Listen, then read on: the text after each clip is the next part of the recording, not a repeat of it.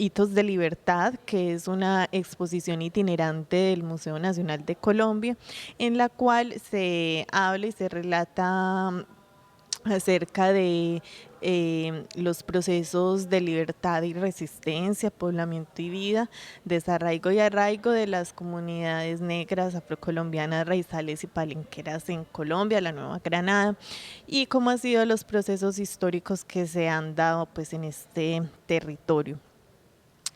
Hoy pues nos encontramos en esta exposición, también invitándoles a participar, a seguir de este espacio que se está construyendo y en el cual las voces del pueblo chocuano es fundamental que participe y que tenga pues un rol activo en esta construcción.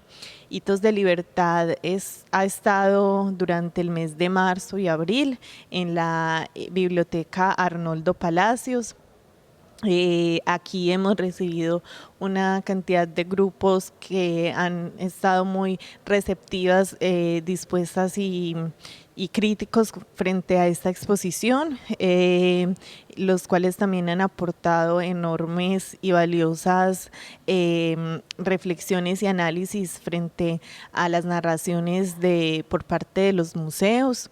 Y bueno, esta exposición fue realizada también pues gracias a la Feria del Libro y la Lectura del Chocó. Junto a ellas y a ellos estuvimos en la inauguración, también tuvimos una juntanza en la cual estuvieron participando diferentes personas, artistas, pensadores como el profesor Sergio Mosquera, frente a estos roles que cumplen los centros de memoria, los museos, las exposiciones de arte y los relatos narrativos de las comunidades negras, afrocolombianas, raizales y palenqueras, y como también pues estos aportes y estos relatos hacen parte de la construcción también de nación. Así que están muy bienvenidas y bienvenidos a este espacio. Ya quedan pocos días de exposición, pero pues se puede todavía visitar, y si no, también estar muy pendientes a través de las redes sociales de el Museo Afro de Colombia. A través de allí se pueden enterar y seguir lo que está pasando, lo que está ocurriendo pues con este museo, que tendrá su sede en la ciudad de Cali para el año 2025, y en el cual un equipo de expertas y expertos de Colombia pues están haciendo una investigación y unos aportes muy valiosos para que este museo pues sea una experiencia valiosa e importante para todas y todos. Esta exposición la crea el Museo Nacional en conmemoración de los 170 años de la esclavización. Entonces, vino aquí a Quibdó como una excusa para realizar ese ejercicio de co-creación, como dice la compañera, en aras de recoger información de las personas afro sobre cómo visualizan ese museo. Y por eso están ustedes aquí, ¿sí? Para que durante el recorrido puedan darnos sus aportes frente a cómo visualizan ese museo afro, qué quieren contar en ese museo, qué quieren mostrar desde el pueblo afro en ese museo, cómo quieren contar la historia, porque sabemos que tener un espacio, tener un museo afro es la forma en cómo de una u otra manera podemos contar nuestra historia y que esa historia sea considerada oficial, porque normalmente nunca somos quienes contamos la historia sobre nosotros mismos. Entonces esta es una oportunidad grandiosa para hacerlo. Esta exposición está dividida en 3 sesiones. En la primera sesión se llama Destierro y Arraigo. En esta primera sesión vamos a encontrar algunas piezas que nos van a mostrar sobre cómo se generó todo ese tránsito de África hasta América, y nos va a contar un poco sobre eso, las piezas que están allí. En la segunda sesión se llama Libertad y Resistencia. En esa parte de la exposición vamos a encontrar elementos que representan toda esa lucha que se dio a partir del proceso de liberación. Y la tercera parte, la tercera sesión de la exposición se llama Poblamiento y Vida. Y ahí vamos a encontrar algunas fotografías que denotan la forma en cómo los pueblos afro empezaron a poblar de alguna manera el territorio colombiano. Básicamente esas son como las 3 sesiones que tiene la exposición, y tiene una pieza invitada que digamos que está en contraste con una pieza indígena, que son muy parecidas debido precisamente al relacionamiento intercultural que hay entre los pueblos indígenas y los pueblos afro. Listo, entonces la idea de este recorrido es que, bueno, los vamos a acompañar. Primero queremos invitarlos a que hagan un recorrido libre, 10 minutos máximo. Ustedes recorran el espacio, reconozcan las piezas, si tienen dudas las escriben, y posterior a esos 10 minutos, Ángela y yo queremos también acompañarlos a hacerlo, pero ya desde una mirada crítica y respondiendo a ciertas preguntas que nos van a ayudar a poder organizar la información que ustedes quieren dejar para la construcción del museo. Listo, esa es como la dinámica.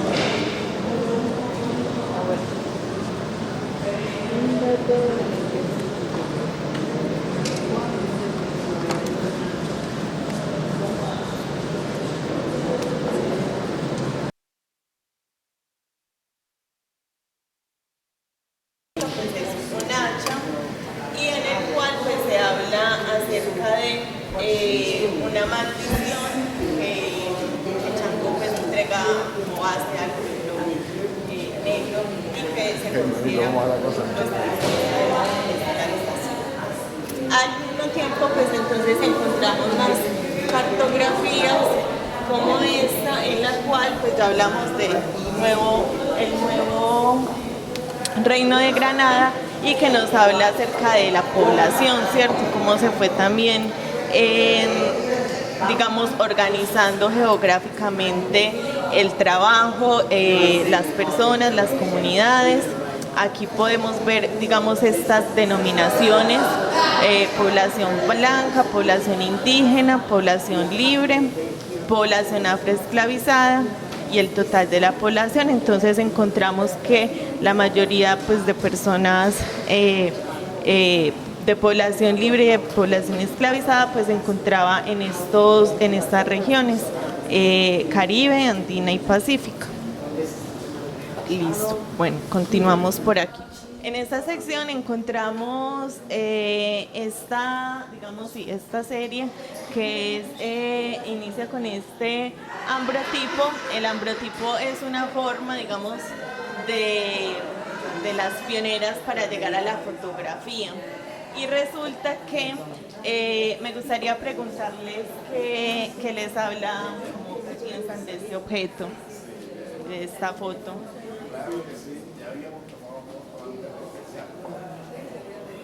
Obsérvenla, miren, opinen. ¿Qué ven ahí? ¿Un hombre o una mujer? ¿Ese hombre es negro o es blanco? ¿Es blanco o es negro? Como mezcladito. Ok. Como chilapito más bien. ¿Sí? ¿Es guapo o no es guapo? Pues no está malo. No está nada mal. Y eso es que la no, tú ves las facciones y es una mezcla de negro, blanco, su nariz, un poco. Y que no la llevaba, era como de alguna. En esta sección seguimos encontrando algunos personajes importantes durante los procesos de independencias, de libertad. Está este que es un homenaje a Pedro Romero. Pedro Romero es como una identidad muy investigada y muy desconocida al mismo tiempo en Cartagena. Por ejemplo, se dice que él era cubano y fue una de las personas importantes para el proceso de independencia de Cartagena. Asimismo, pues encontramos estas primeras manuscritos que fueron enviados para la Ley 70. Encontramos también este que es muy bello, de el primer encuentro regional de mujeres de la costa pacífica colombiana, donde las mujeres, digamos, se unen y hacen este encuentro por los derechos de todas las mujeres. Lo mencionan muy específicamente allí. Y bueno, hacen este elemento, recurren a este elemento que es el collage, para hacer este afiche. Bueno, en esta, pues esta creo que es muy... Listo. Esta es muy valiosa e importante. ¿Reconocen esta máscara, este personaje? ¿Lo reconocen o no lo reconocen? Sí. ¿Sí o no? ¿Quién es él? Ah, ok.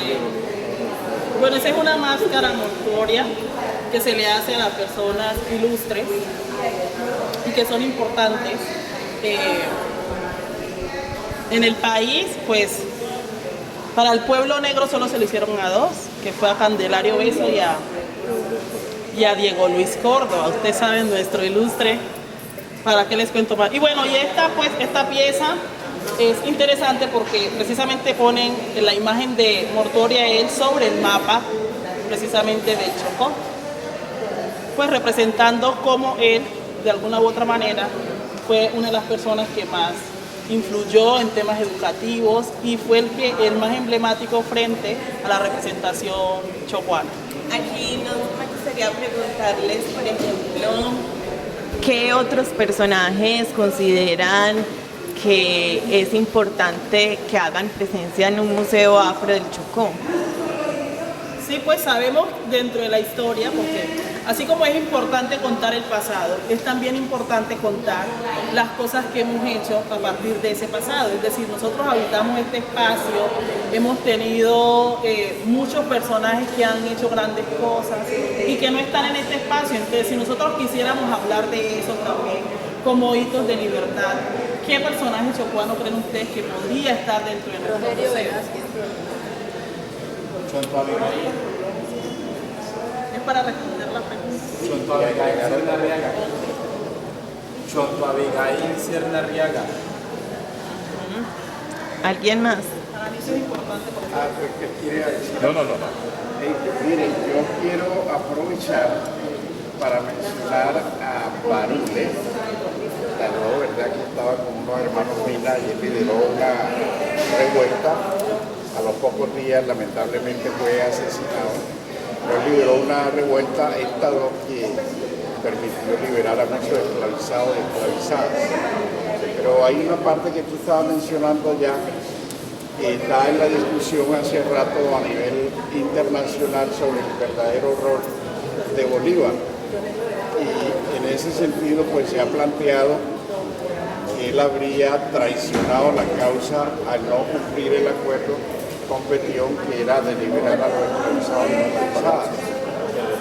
Pero es muy importante también tener en cuenta que objetivamente Bolívar estaba en una lucha contra sectores que querían seguir esclavizando personal y él estaba en contra de eso, presentó proyectos, hizo decretos incluso liberando personas. Él liberó a sus propios esclavizados y esclavizadas, incluyendo la intención que tuvo con la que tú mencionabas ahora, Bolívar. Y lo otro es que después Bolívar muere, pero antes de su muerte están unas personas tanto de Venezuela, de Colombia y de Ecuador que traicionan ese ideario y ellos continúan esclavizando personas. Entonces se rompe la Gran Colombia, es desbaratada. ¿Te acuerdas que estamos hablando que en Venezuela, Nueva Granada, que también Ecuador, pero al final entonces quedó el nombre de Colombia acá? Y en el caso de Venezuela hubo un traidor, vamos a decirlo así, de la causa libertaria. Entonces ellos continuaron sometiendo a muchas personas esclavizadas y es más, después ellos pidieron que les dieran indemnización para poder liberar a los esclavizados, como también ocurrió en Colombia, que acá estaba en este caso el sector de Santander liderando ese tipo de situaciones y en Ecuador Flores. Entonces quería dejar en la discusión que objetivamente Bolívar no tuvo cómo imponer ese acuerdo que se había dado con Petión, el haitiano, que ustedes tienen que estar claro, recordar que Haití fue fundamental, apoyó con armas, apoyó con recursos económicos, barcos, con hombres para el proceso libertario. Entonces, en ese contexto, desde ese punto de vista, inicialmente se pensaría que hubo traición, pero ocurre que en la decisión real, Bolívar estuvo ayudando en muchos sectores para que se dieran procesos libertarios, incluyendo la parte de Bolivia, hasta donde recuerdo que se liberaron incluso sectores indígenas y para de contar. Entonces, esa discusión me parece importante que se siga dando, porque en general el espíritu de Bolívar, que hasta de su riqueza se desprendió, en forma objetiva no hay cómo plantear que fuera su intención la de enriquecerse, como sí lo hicieron los que después siguieron controlando los países que fueron desbaratados, ¿no? Sí. Muchas gracias a ustedes. Bueno, gracias por la aclaración. Bueno, seguimos en el recorrido aquí, encontramos la ley 70, ustedes saben que es un símbolo muy grande para el pueblo afro en Colombia. Ustedes saben cómo se dio, que se hizo la constitucional en el 91, sabemos que no pudimos enviar representación, Francisco Rojas Virrey fue quien, cerrándose la constitucional, habló acerca de los negros, quedó el decreto, la ley transitoria 55 y 2 años después se creó la ley 70. Sabemos que solo se han reglamentado 3 capítulos y de ahí tenemos el decreto 1745 que habla acerca del derecho colectivo y demás. Bueno, ustedes saben todo eso, ¿cierto? ¿Para qué se los explico? Listo. Esta sesión es muy, muy, muy chévere y de la que quiero que conversemos un poquito, porque en esta parte encontramos arte. Esta arte lo realiza la Asociación de Mujeres Tejiendo Sueños y Sabores de Paz. Ellas, a través de este tipo de estructuras, la usan para contar su historia, para desahogarse, para tramitar el dolor, de alguna u otra manera. Y sobre todo sabemos que este tipo de arte siempre reúne a las mujeres en pro de algo, ¿cierto? Entonces, digamos que estas son piezas importantes porque nos denotan precisamente cómo han usado las mujeres que han sido piezas claves dentro del proceso de esclavización, cómo ellas han empezado a tramitar las situaciones emocionales que obviamente sabemos que son fuertes. Miren, por ejemplo, esta imagen cuenta acerca de la trata de esclavización, del transatlántico, cómo fueron traídos los esclavos, cómo se generó toda esa situación de las condiciones del viaje, cómo hay unos que se tiran al mar, o sea, todas las condiciones. Y esa es una forma artística de poderla contar, y a la vez el hecho de construir este arte hace que las mujeres empiecen a tramitar ese tipo de situaciones que son dolorosas, ¿sí? Por eso esta pieza creo que es importante que la observemos, porque sabemos que hay muchas artesanas en nuestro pueblo, chocuanas, hay muchas. Entonces, aquí siempre surge una pregunta, y es cómo hoy en día nosotros, ya después de tanto tiempo en la esclavización, cómo hemos aprendido a tramitar el dolor. Por lo menos ellas lo hacen a través del arte, pero los jóvenes, nosotros hoy en día, ¿cómo lo hacemos? Por ejemplo, ¿qué creen ustedes? El trabajo, ¿no? El trabajo se distrae también. ¿Trabajando? Puede ser. Yo pensaría que en el tema de los jóvenes sigue siendo importante el arte, sigue siendo importante y todavía muchos lo tramitan por ahí. En otras actividades, deporte.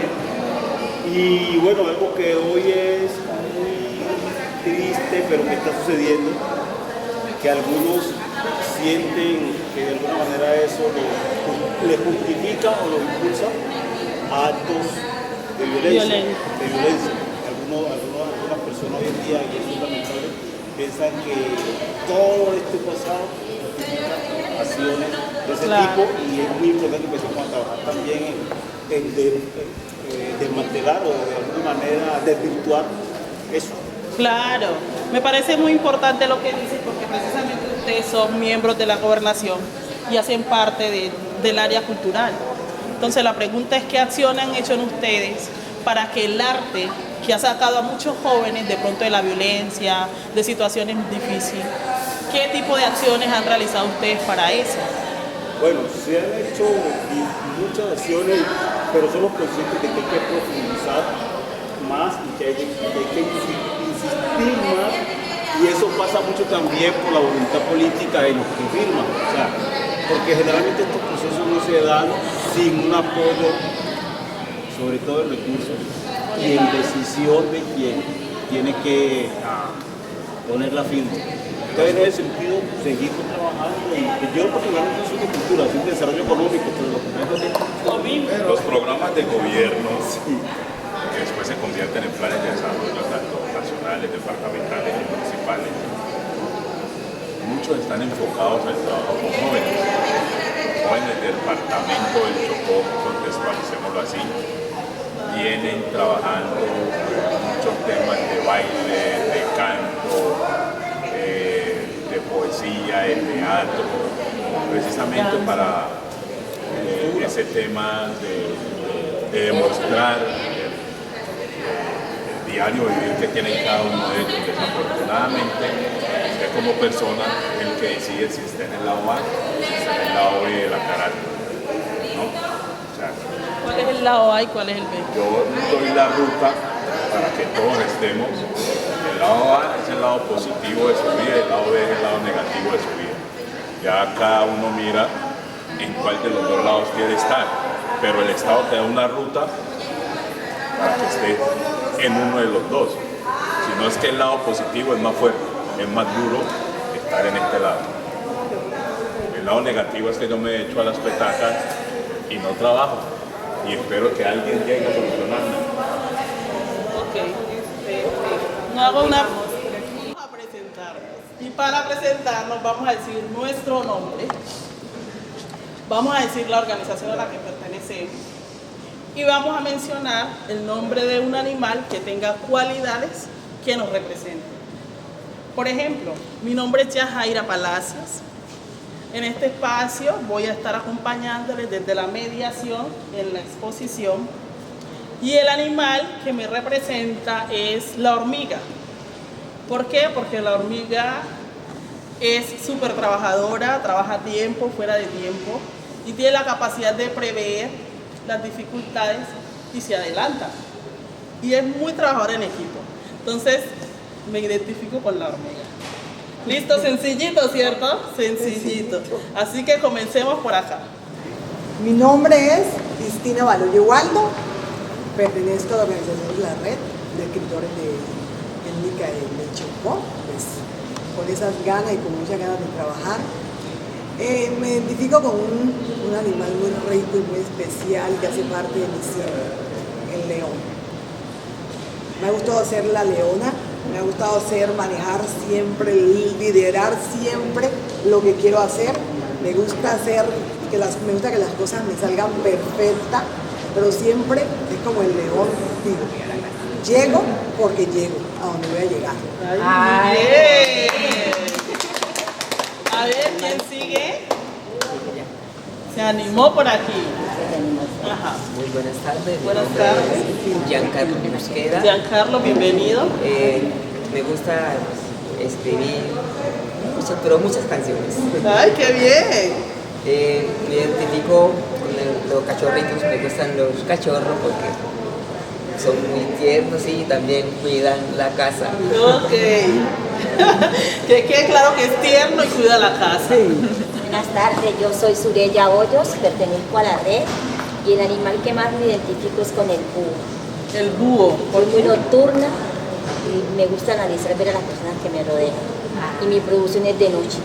Ok, perfecto, bienvenida. Muy bien. Por aquí. Buenas, mi nombre es Benito Córdoba Quejada, como parte de la red étnica de escritores del Chocó. Me identifico con el águila. Me gusta volar alto y la resiliencia siempre ha estado en nosotros. Siempre prestos a salir adelante a medio de cualquier tipo de dificultad. Muy bien, bienvenido. A ver, por aquí, a la señorita. Buenas tardes, mi nombre es Jennifer Mosquera, poeta, escritora afrocolombiana, consejera departamental de literatura, miembro de la Red Étnica de Escritores del Chocó, y me identifico mucho con la mariposa, es mi animalito preferido. Creo en el poder de la transformación, creo que nada es lo que parece, creo que aunque a veces tengamos un estilo, una apariencia de una manera para la persona concreta, siempre hay algo detrás, siempre hay un color que renace, siempre hay una experiencia que se vive. Entonces amo los colores, amo la diversidad y con ella me identifico, creo siempre en el poder de transformación. Muy bien, bienvenida Jennifer. Aquí me gustaría que observáramos esta fotografía y les quiero preguntar qué les transmite la foto. ¿Sienten que lo representa, por ejemplo? Ese es un tema de representación. Ustedes están hablando que esa foto fue tomada en el municipio de Condoto. Sí, y 1933. Y el departamento del Chocó pues viene trabajando su tema de minería hace mucho tiempo. Ellos ahora es que vienen a meterle las máquinas, las cuales pues el Estado no está de acuerdo con eso, pero antes los negros en el departamento del Chocó, una de sus subsistencias y su economía era la minería. Siempre han trabajado la minería, lo que nuestros tatarabuelos y los abuelos de nosotros ya empezaron a meter a sus hijos a universidades a estudiar para que fueran formándose como profesionales en Colombia. La población negra, la población indígena, no tenía acceso o no eran considerados civiles, no tenían cédula de ciudadanía como tenemos nosotros ahora, no tenían acceso al voto, no tenían poder de decisión. Entonces para ellos este es un hito de libertad porque a partir de que ellos pudieron ser ciudadanos, era que podían acceder a este tipo de fotografías, este tipo de retratos como ciudadanos. Es decir, que entonces esta pieza nos habla de que era una persona libre y que fue una de las primeras personas que obtuvo este tipo de retratos que nos hablan de una de las primeras personas que obtuvo ciudadanía. Ajá. Exacto. Por acá tenemos la ley. Ajá, sí, aquí encontramos en esta sección pues estas dos réplicas de los documentos en las cuales, como hemos mencionado, pues el museo las expone dentro de su narrativa como hitos de libertad y resistencia. Sabemos que también fueron luchas y procesos que hasta el día de hoy todavía se dan, ¿cierto? Y en esta sección pues encontramos esta serie de acuarelas. Estas dos fueron realizadas por Henry Price, que fue uno de los exploradores viajeros que mandó Inglaterra. Recordemos también que cuando ellos se dieron cuenta de que la corona española se estaba enriqueciendo muy rápido y que estaba, digamos, mandando Europa, manda exploradores para que les digan lo que está pasando en las Américas. Y digamos que estos exploradores como Henry Price realizan una lectura a través del dibujo, de la ilustración, de cómo se comportaban también las relaciones sociales y económicas en las Américas. Por lo tanto, por eso encontramos estas mujeres que nos hablan, por ejemplo, de un trabajo en el río, que podríamos interpretar también que están barequeando. Barequeo, y aquí un intercambio comercial. Es decir, eran espías. Hay un negro, un blanco y están las mestizas en comercialización. Y bueno, este personaje es también bien especial porque resulta que ella se llama Matea Bolívar. ¿Les dice algo ese apellido? Ajá, exactamente.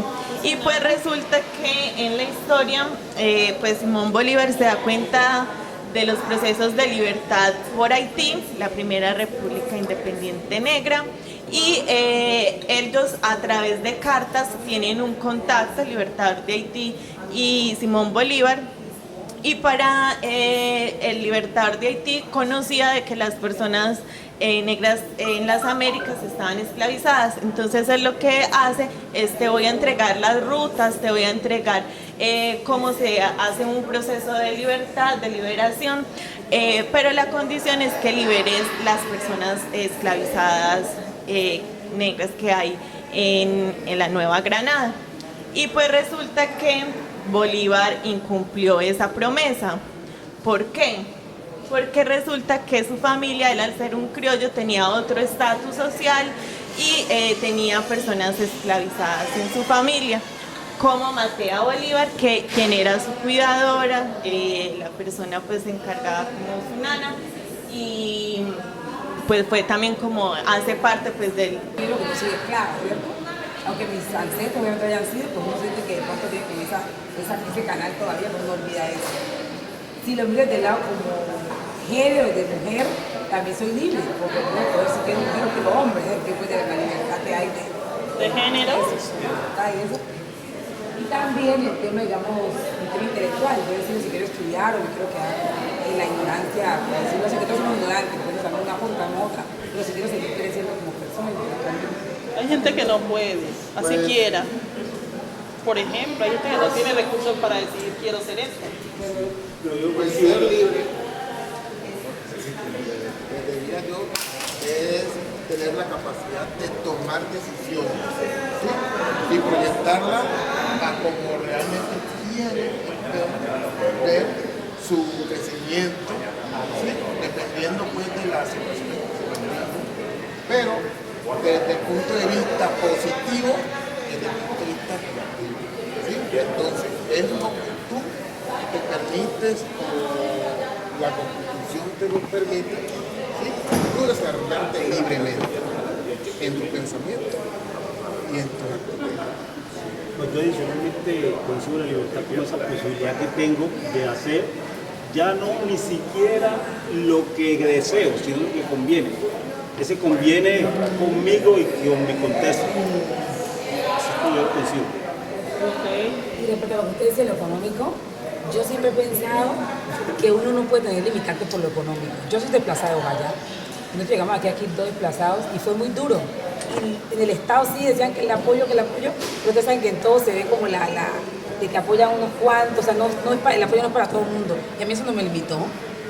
Ustedes escuchan que no hay plata, no, uno tiene que también como esforzarse uno mismo, conseguir sus cosas, no es para la universidad, vamos para el SENA, yo soy técnico del SENA. Lo que pasa es que ustedes como que mirarlo como más allá de que yo quiero, el resto que me den. El Estado no está todo para dar, hay que buscar también. Sí, también los limitantes se les pone a uno mismo por la inercia de pensamiento. ¿Sí? Cuando tú limitas que no puedes, obviamente que no vas a poder. Claro. Pero si tú sos de esas personas que le pones positivismo a la cosa, pues vas a encontrar salida en cada cosa que tú pones. Por favor, acerquémonos un poquito. Y hemos llegado a la tercera y última sección de esta exposición. Esta es Poblamiento y Vida.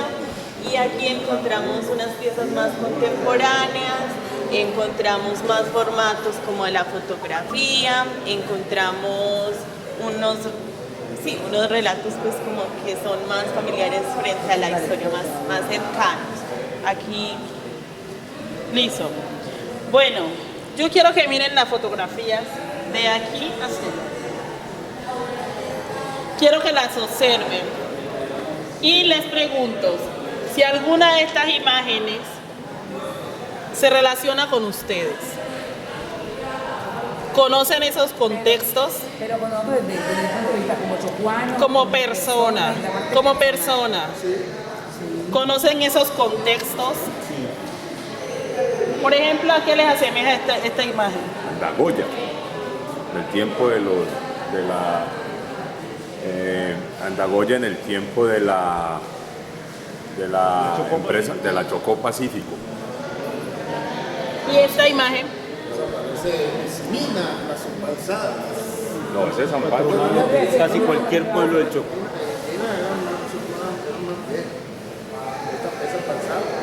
Pero me imagino como esa historia de la forma de hacer la fiesta. Sí, ahí está San Pablo. Ok. ¿Y esta imagen? Pero es la azotea que no puede faltar que en toda casa tiene que haber La una azotea o Se la ha perdido. vuelta casera que se le llama. Pero mira que la Se ha azotea perdido que en un tiempo cercano, tipo 10 No, años, 15 hace más de años. 25, 30 años ya no se hace una azotea Se utilizaba casi el tomate, muchas para la cosas. siembra de toda la verdura. Para preparar las comidas y hortalizas de la casa. desde esa azotea se cogía todo. el desplazamiento ayudó mucho porque obviamente en los pueblos que mantienen su azotea, yo ya soy para la ciudad y ya la cosa es distinta. Pero también no puedo decir que la casa, que mi casa no es tan grande como antes. Entonces yo tenía el espacio y ya cerrado, de mi mamá se tengo un patiecito, yo sé porque acá me encanta hacer mis cosas. Pero yo digo, no me da, entonces en la gente de la albahaca tengo cositas, pero no es lo mismo. En el campo se trata más preparado. Muy interesante. Ahí es donde decía, ¿sí? Los limitantes, a veces de donde tú te desarrollas. No, yo tengo en mi casa. Porque en mi casa, cuando yo vivo allá, yo compré un tubo de PVC, Medio de transporte. ¿sí? Lo organicé y tengo en cada sección sembrado, eso está copado y es un espacio, esa baldosa aquí, no tiene ni siquiera 30 centímetros, tengo todo aquí, pero no quiero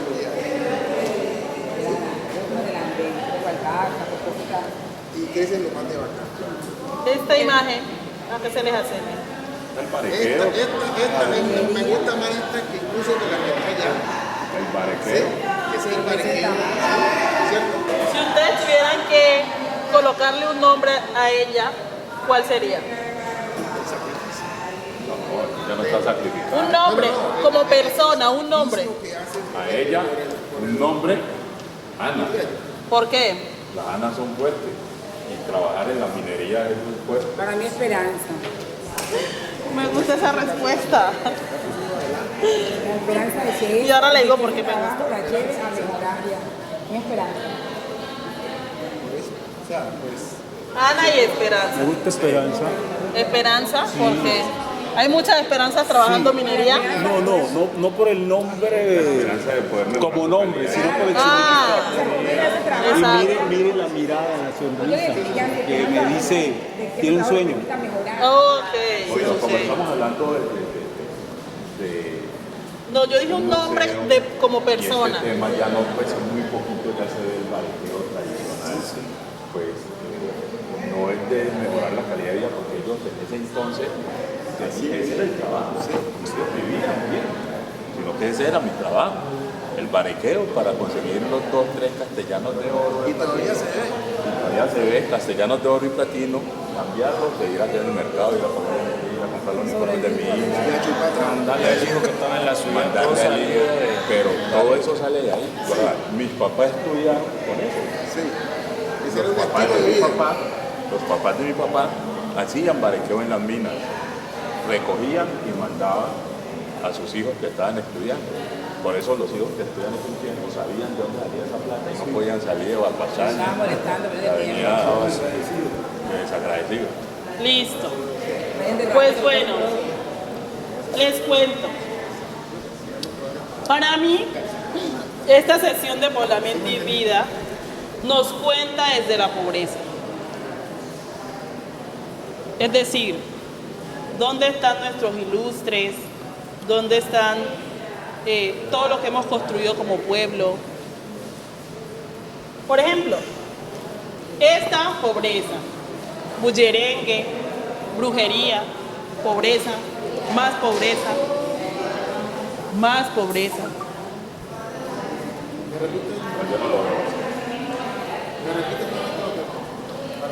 Yo no lo veo así. Lo que pasa es que. Tampoco lo veo así. Porque es que ¿Era nuestra historia? No, yo no lo veo. ¿Cómo lo ven ustedes? Yo no lo veo como pobreza. Yo tampoco. ¿Cómo lo Se ven? vivía muy rico. Yo esto lo veo, No hay época de... por ejemplo, la primera foto no era pobreza, sino que las primeras fotos nosotros los chocuanos que sabemos que las casas se hacían allá arriba, era por el tema del río, El crecimiento de los ríos, por acá llegaron hasta El allá. color da mucha vida. Yo tomo una foto así, la foto obviamente no se va a ver bien. Pero ya cuando llega el color, ya la cosa más. Color da Por lo vida. menos esta tú te imaginas en esos pueblos que todavía existen con las casas altas. Tú sientes una tranquilidad cuando estás allá y tú pues confort aquí, pero te vas allá y tú no vas a querer venir Dígame lo de Bellavista, no quiero ver. Perfecto. Por eso le hice esa apreciación. La tranquilidad. Precisamente hice esa apreciación porque sabía que la reacción de ustedes iba a ser diferente. Tampoco creo eso. Lo hice por el ejercicio. Pero precisamente miren cómo cuando tú asocias esa imagen a la tranquilidad, es cuando esa imagen cobra vida. ¿Sí? Entonces la pregunta es, ¿qué narrativa debe estar asociada a esto para que una persona no piense que aquí nos están contando desde la pobreza? ¿Ven? Ustedes saben de la historia, así que ahora vamos a hacerlo. Vamos por acá. No, ahora no.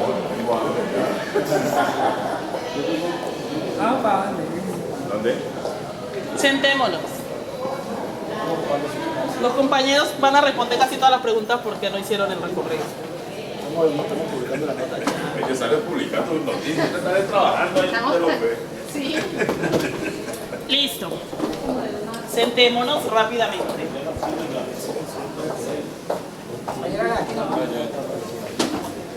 ¿Qué horas son? Las 4:30. Listo. Tenemos 15 minutos para que podamos terminar el ejercicio. ¿Listo? ¿Qué vamos a hacer aquí ahora? Precisamente decir qué historias contar, de qué forma contarlas y de qué forma y cómo narrarlas. ¿Para qué? Para tener claridad sobre qué queremos mostrar en nuestro museo. Así es sencillo. Por ejemplo, ahí está la imagen de San Pacho, por ejemplo, ¿cierto? Es una imagen que para alguien puede decir, ay no, nos están contando desde el bullerengue porque somos bulliciosos, por ejemplo. Si nosotros no queremos que esa sea la imagen, que esa sea la idea que se venda a partir de esa imagen, entonces, ¿qué narrativa queremos asociar a esa imagen para que diga otra cosa de nosotros? Para que cuente realmente lo que representa para nosotros el San Pacho. Es un ejemplo. Eso es lo que vamos a hacer aquí ahora. Vamos a seleccionar qué historias, como pueblo negro, qué historias queremos contar en nuestro museo. Como pueblo negro, ¿qué historias queremos contar en nuestro museo? Pero yo digo que contextualizar el departamento del Chocó sobre nuestro ilustre, como la foto que tienen ustedes ahí en el mapa del departamento del Chocó que tienen a Diego Luis Córdoba, los compañeros colocaron otros, ¿no? ¿De qué forma? Contando la vida de ellos, desde niños, que nosotros sabemos que no fue muy feliz, desde niños hasta la época que se volvieron nuestros ilustres en el departamento del Chocó, y una narrativa, que la narrativa puede ser una especie de que no sea muy aburridora, porque todos ustedes van a tener niños, jóvenes y adolescentes, que es un tema que está de moda en Colombia.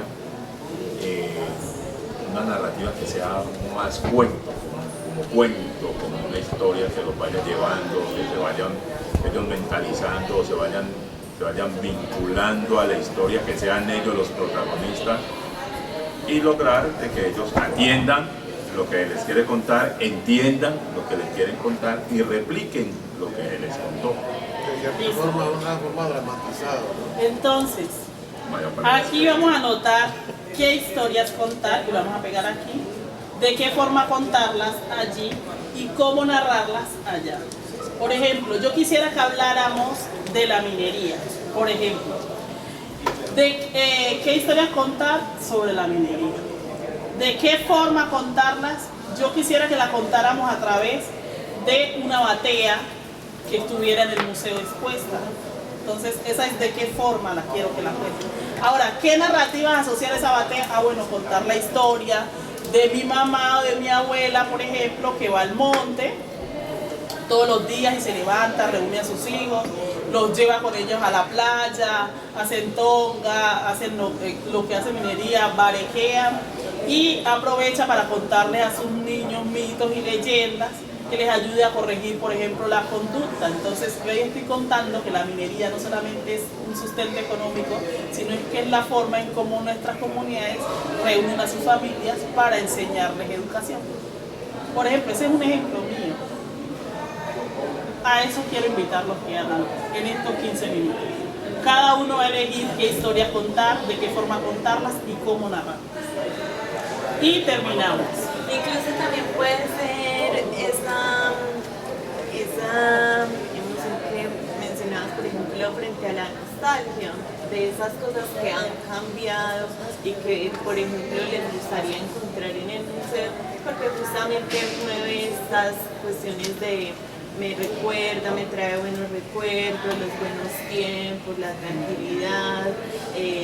Eso también puede ser historias para historias contar. ¿De qué forma? Pues eso, como les comentábamos, de Jaira hay muchos soportes, entonces también encontramos soportes sonoros, soportes de video, soportes también de fotografía, soportes también, por ejemplo, de archivo que se restauran, se recuperan. Ustedes tienen acá en la UTC un archivo muy interesante, no he ido, pero me han dicho que es muy bueno. Entonces también pues eso hace parte de qué forma, a través de dibujo, a través de juegos, como también han mencionado pues que hay un público infantil y adolescente, cómo se puede transmitir estas historias. Y bueno, eso es también pues un ejemplo. Claro. Yo una pregunta. Ajá. Ustedes han hecho, bueno, nosotros convocamos desde Secretaría de Cultura, convocamos a los funcionarios, a los discapacitados. Hablemos y escribamos. Sí, pero cuéntenos. No me concentro en Ah, entonces habla tú y los demás nos concentramos en escribir. Bueno, entonces yo quería saber, porque yo pienso que nuestros ancestros tienen como la historia real. Porque aún, pero yo realmente me crié en una familia muy comercial, todos de los 7 años. Entonces, esa cosa de que jugamos, no sé qué, jugamos, no sé cuánto, yo no me acostumbré a juegos. Como era los negocios y del colegio a la casa, el que me quedaba al frente para colmo. Entonces, era como muy en mis cosas. Entonces pienso como que los viejos, como dicen los que saben más, como también invitarlos a ellos, a los adultos mayores, que ellos le contaran desde su experiencia. Sí, lo hemos invitado. Porque uno cuenta de lo que le contaron a uno y dice lo que dice, pero yo no tengo muchos recuerdos, pues, de como cosas tan, no. Sí, por ejemplo, ayer vino una señora súper especial, es escritora y ella tiene 80, me dijo. Ay, esa señora, imagínense que conoció a Zapata Olivella, a Arnoldo Palacios, a la hermana de Manuel Zapata Olivella. Me estaba comentando que habían venido frecuentemente acá al Chocó, al Banco de la República, y que pues también le habían animado mucho para ella escribir sus composiciones, que le había escrito a una composición a Galán, y como que también tiene, si ellas tienen una sí, lo digo yo, pues yo soy decirte acá, yo vengo del departamento de Boyacá, y por lo menos que nos hemos reunido pues a nosotros por allá les llamamos la edad de oro, y ellos de la tercera edad, les dicen tercera edad. En lo que nos hemos reunido los miércoles, nos cuentan unas historias que yo he quedado, ay, no, y el Chocó tiene mucha historia, mucha riqueza, de todo. A mí me gusta escuchar todo. Sí. Pero escribamos también. Por ejemplo, entonces eso también serían historias contadas, ¿Qué historias contar? Y como dice Ángela, y como dice Ángela, hay muchas formas de contarlas. Podemos usar registros sonoros, por ejemplo. Me gustaría que en el museo hubiera un salón de voces de las abuelas, donde ellas los narren historias, los dichos que ya no lo utilizamos casi, por ejemplo. que entrara al museo y lo primero que escucháramos fuera un saludo como el que le hacían los abuelos a uno, que lo llamaban y gritaban la U al final, fuera el nombre que fuere.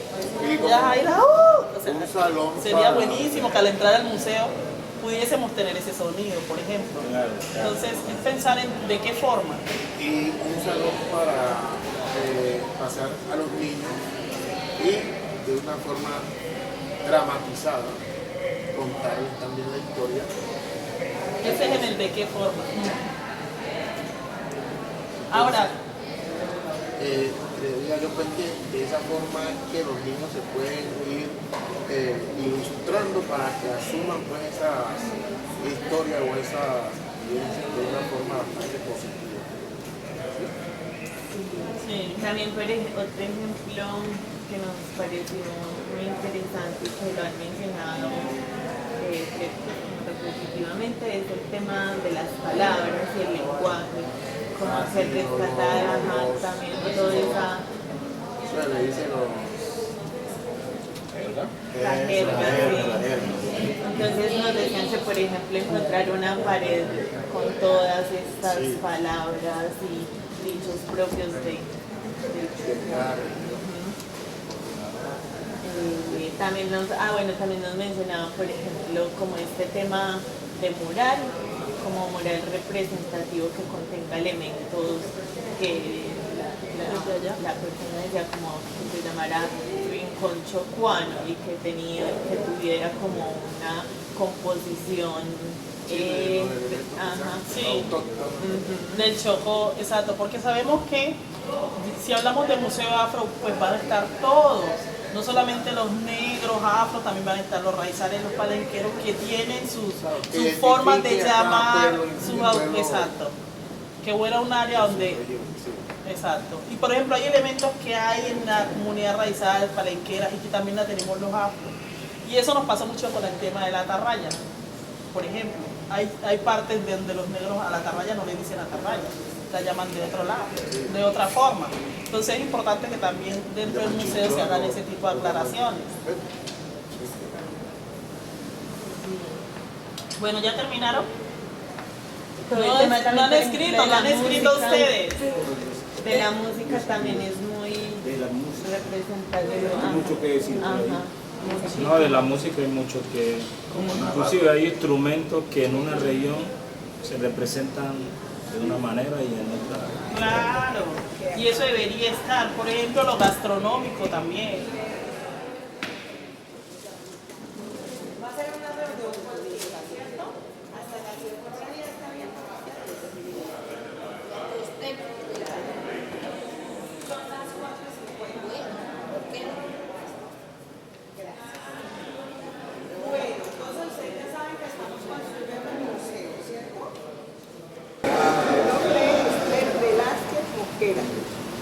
Bueno, también anteriormente la gente, como dice la compañera, no había nevera, pero había unas cosas de barro que llaman tinaja. Otras cosas, calabaza, que es el tortugo que hay todavía es uno cogía ese tortugo, le hacía un hueco, le sacaba la tripa, le echaba agua, lo ponía a curar y a ella al tiempo le echaba agua ahí. Le echaba una cosa que llama azufre, ¿sí? Eso el agua parecía friecita y servía para el hígado. Bueno, y había unas cosas, 4 palos, hay una madera que dice burrapo, uno cogía ese burrapo, que daba los 4 palos y cogía trozo, lo bajaba a la mitad o el tira, así una azotea, pero uno decía era calabacera, y uno ahí montaba los calabazos, no había bares, no había sino calabazos, y eso, lo estamos ahí, agua fría, se abría la mitad del río, entonces la ponía en la orilla.